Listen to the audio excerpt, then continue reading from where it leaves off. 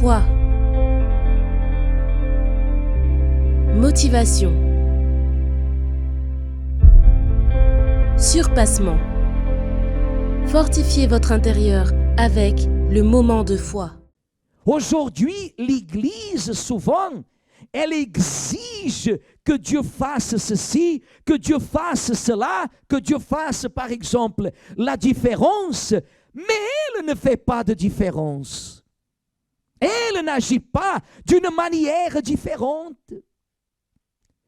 Elle n'a pas la décision de dire, si Dieu, il veut faire la différence dans ma vie, c'est l'heure aussi que je commence à agir d'une manière.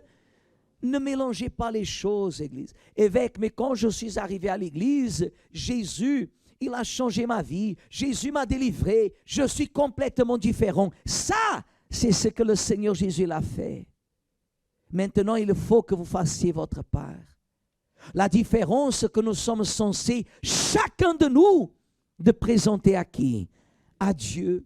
Les années passent et les personnes, elles agissent de la même manière jusqu'au point que Dieu il dit que les sacrifices, regardez ici, Église, que les sacrifices qu'il présentait, ils n'étaient pas agréables à qui? À Dieu. Les sacrifices ne pouvaient pas plaire à Dieu. Les sacrifices ne pouvaient pas. Dieu lui-même, il a montré comment est-il possible qu'il y ait des personnes qui ont des animaux corrects, ils viennent me présenter des animaux malades, infirmes. C'est ce qui arrive de nos jours. Les personnes, des fois, elles laissent de voir la gloire de Dieu dans leur vie parce que ce qu'elles présentent à Dieu n'est pas compatible. Si le Saint-Esprit n'est pas dans votre vie, Église, vous n'avez rien. Vous n'avez absolument rien.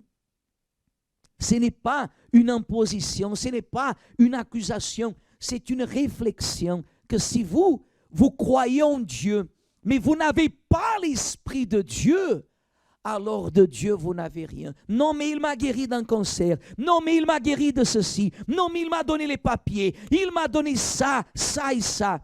Si vous n'avez pas le Saint-Esprit, vous n'avez rien. Absolument rien. Et c'est pour ça que nous sommes en train de chercher cette différence qu'il promet. Et vous verrez de nouveau la différence entre ceux qui me servent et entre le juste et le méchant. Quelle est votre priorité, Église?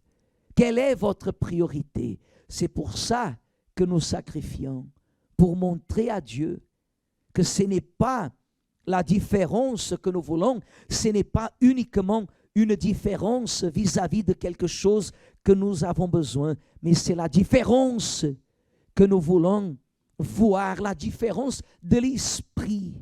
Parce qu'il y a ou il n'y a pas une différence dans la vie d'une personne qui a le Saint-Esprit et dans la vie d'une personne qui n'a pas le Saint-Esprit.